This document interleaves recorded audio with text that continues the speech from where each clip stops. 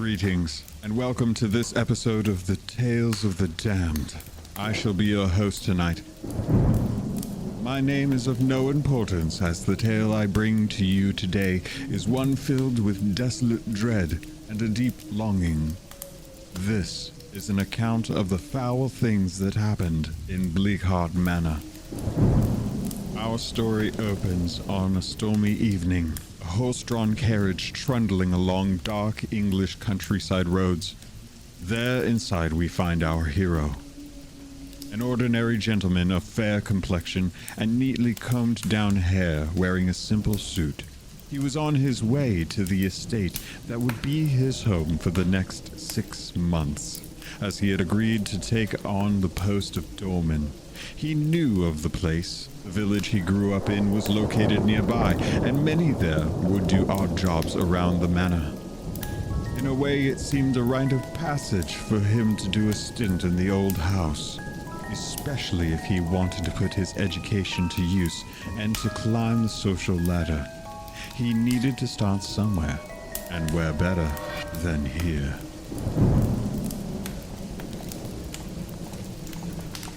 In the dim candlelight of the carriage, he looked over the correspondence he had received from the master of the house. It may have been luck that he got the post so easily, as the household was in sudden need for someone to fill the position. The position? That of a doorman. He would keep watch over the entrance of the manor, allowing guests in and receiving any mail. A simple job, but one that could give him the opportunity to progress and to peer inside the esteemed Bleakheart Manor. The carriage jolted as the wheels moved from uneven dirt to stone pathway, marking the beginning of the causeway. The journey had been long, and it was now nighttime. Combined with the storm that had clearly settled in for the night, he could not get a good look at the gardens as the carriage approached the house. All he could make out was the unfamiliar shapes of trees, with their branches jutting skyward, barren of leaves. Even the manor itself loomed imposingly on the horizon, brought to the fore by flashes of lightning as rain pelted down. Welcome, you must be Simon. A finely dressed older gentleman reached his hand out as the door of the carriage swung open. He was sopping wet. It is a pleasure to meet you. Now, I apologize, but we must be swift.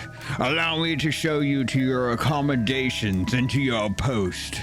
The man assisted Simon with alighting from the carriage, and in taking out the large suitcase and other belongings that Simon had brought with him. Led by the elderly men, they rushed through the deluge and toward a small wooden hut that stood near to the manor.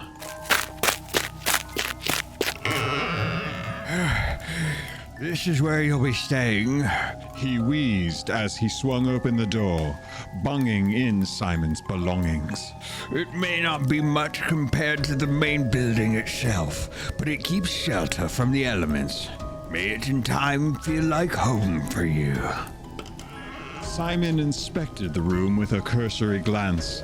He could see that there was a bed, a desk, and a small section for a rudimentary kitchen setup, most notably space for a kettle. A candle was lit for him, and he was ushered into the room proper. I must be leaving you for now. I will give you a full rundown of your duties in the morning, the man said briskly, already a foot out the door. There was no time for Simon to respond. Instead, he took to giving a proper appraisal of the room and gave a small sigh. It was a start. He reached into his travel case and fished out a leather-bound journal and some writing equipment and set them down on the desk, pulling up a chair and sitting down as he removed the contents. The hut creaked as the rain pelted down on its wooden walls like impatient fingernails on a wooden desk, and in the distance, low bong. Then another. And then a third. Where was that coming from? Overcome by curiosity, Simon rose from his seat and went toward the door. Another bong. As if entranced, he stepped out of his quarters and into the night. Guided by this invisible force, he walked steadily toward the manor's large wooden entrance, a faint light peeking out from the door that was ajar. He opened it and entered into the foyer. A single candle lit the space, held by a figure that stood at the base of a large staircase. His hand reached out as he approached, but the figure paid no mind and ascended the stairs. Unable to move, he watched them take step after step until they reached the top and stood at the balcony that jutted out. They turned. The candle went out. A bolt of lightning lit the room for him to see more clearly, but there was nothing to see. The figure had gone. Thunder grumbled outside the walls of the manor. All went black. The morning sun rose, and Simon had rested briefly on the stiff bed, pondering what had happened for a moment before a dull knocking came at the wooden door, snapping him to his senses. He was less dressed than he had been last night, the briar clothes hanging on the back of his chair in a poor effort to dry them, and clothing from his luggage was strewn about. He stumbled over them on his way to the door. It was the master of the house, prompt as one would expect of someone in their position. Simon quickly made himself more presentable before answering. Once again, let me welcome you to Bleakheart Manor, Simon, came the conservative and wiry voice from the older gentleman. I would like to ensure you have an understanding of your duties. Additionally, I would like to give you a brief tour of the grounds. Although you may not find yourself leaving your post often, it would do you good to understand the magnitude and splendor of the manor yourself, so that you may best serve it. Now, if you would follow me.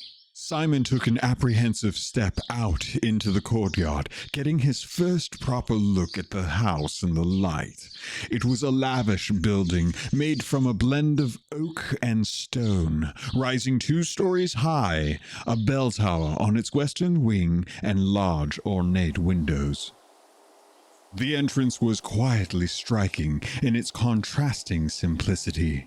A single stone pathway leading to an imposing wooden door that was set into the house, creating a small entrance cubby that guests may congregate underneath before entering, or to escape from the rain. The courtyard spread out opposite the entrance into a neat collection of uniform hedges and flower arrangements before being boarded off by an iron fence that kept the darkness of the surrounding forest out. They entered into the foyer of the manor, the same room that Simon had been in the night prior. He could recognize the rough shapes of what he had seen then, but now seeing them in the daylight allowed for him to get a better understanding of the layout.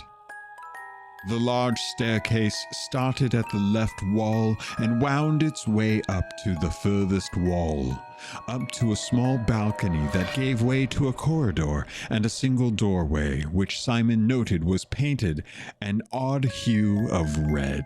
Underneath this was another doorway, which led into the lavish dining hall.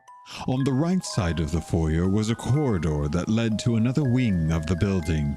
On display in the foyer was a suit of armor, a small wooden table that held a potted plant, and along the walls were various portraits of what he could only assume were past and present members of the Bleakheart family.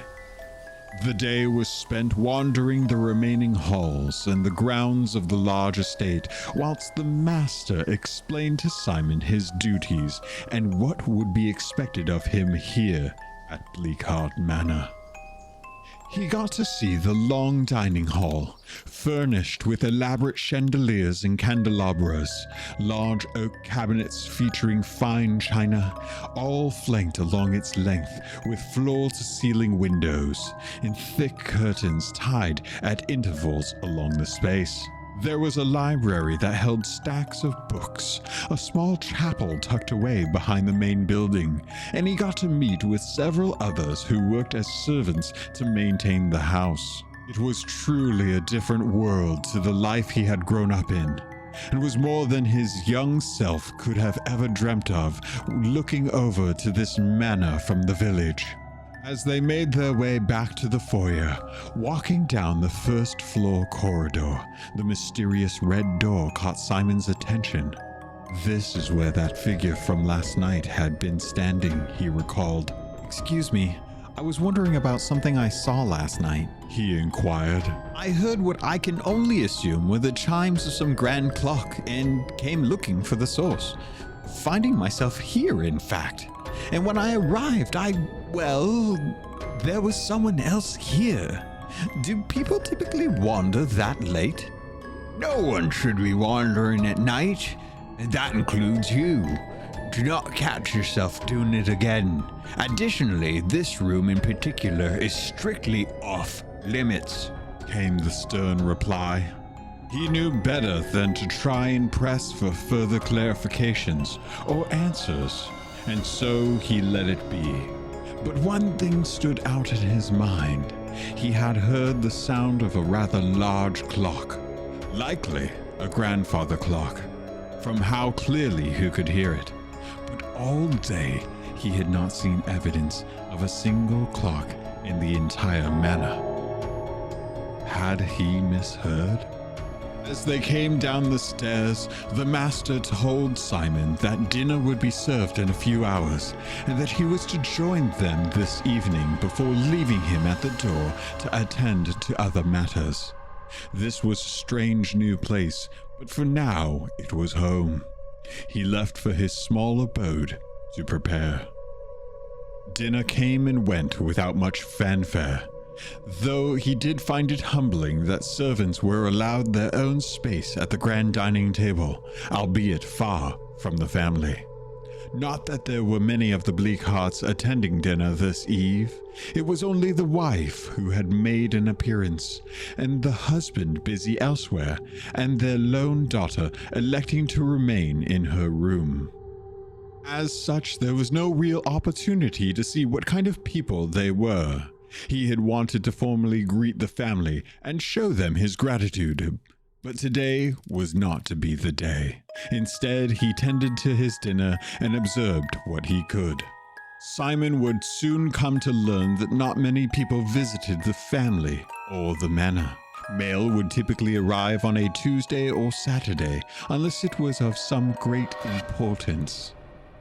Food was brought to the house from the nearby village early in the week, and would require a deal of logistics alongside the various kitchen servants.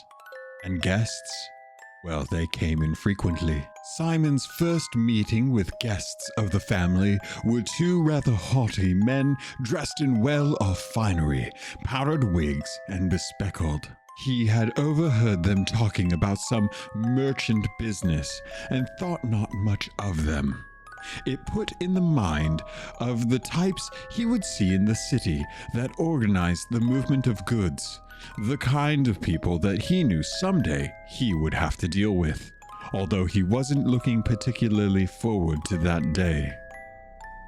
It was a month before Simon met the daughter of the Bleakhearts, Lily.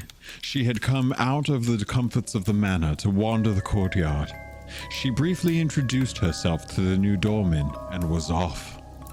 She was of pale complexion, with raven black hair that reached her shoulder, dressed modestly for her position in society, wearing a necklace and on this occasion, gloves and a sun hat.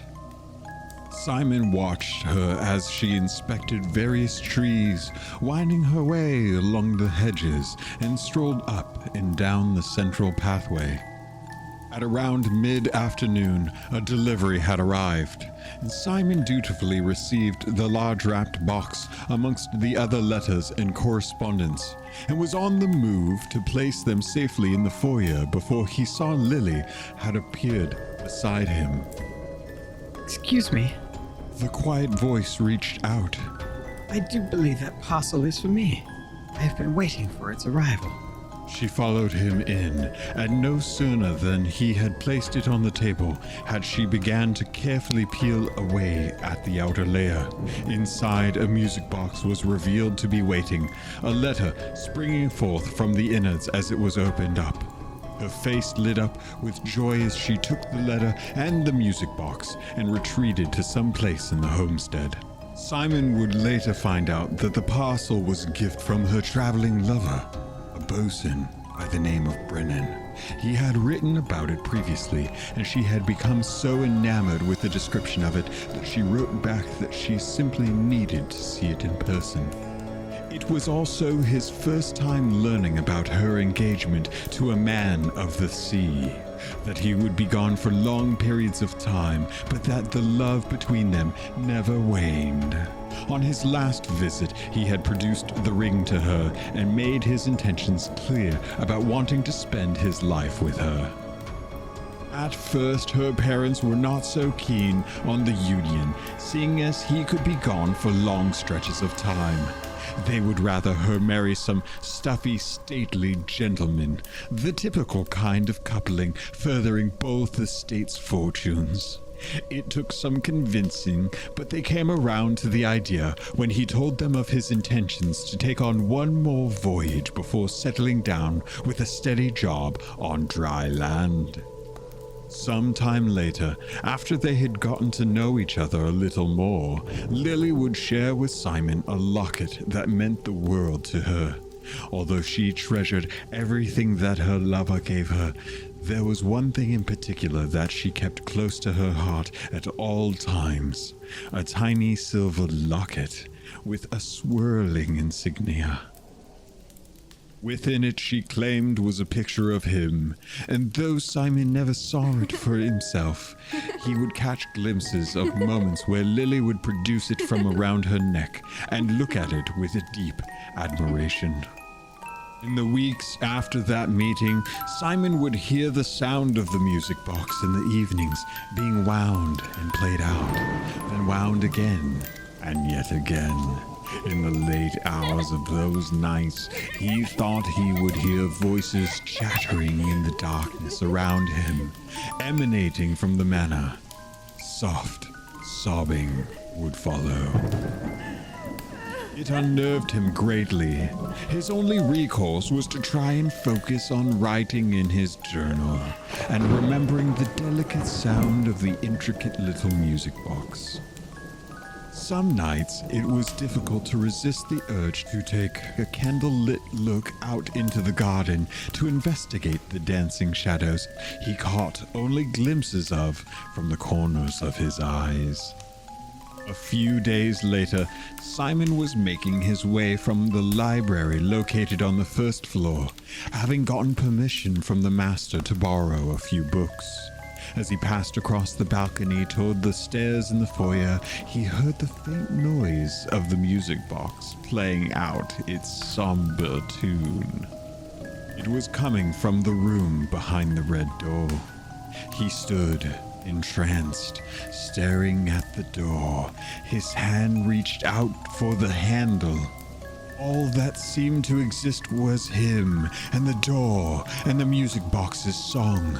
The door swung open, and out came a portly man dressed in a furred evening robe, silk pants, and slippers. He seemed confused by Simon's presence and regarded him briefly before closing the door behind him. Who are you? He demanded. I'm Simon, sir. Simon. The man regarded him for a moment. Do you have business here? No, I was just returning to my post with some reading material for the night. Oh, are you our latest doorman? A flash of a smirk. Stop lingering here then. Off you go. The gentleman gestured to the stairs, insisting that Simon move on. Let's see how long you last, came his last remark as he disappeared from sight. He would later be made aware that this gentleman was Lily's father, Damien Bleakheart. Days passed, and a missive arrived early one winter morning, one that began a change in Lily, as Simon would later reflect in his journal.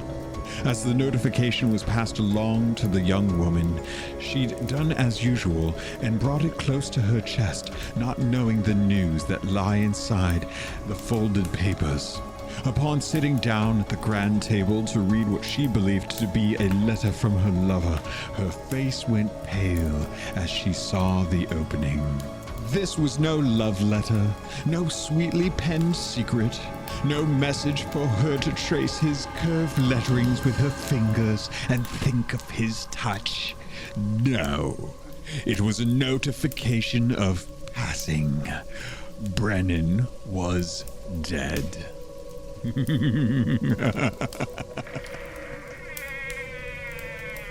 And that is where our story must come to an end for this evening, dear listener.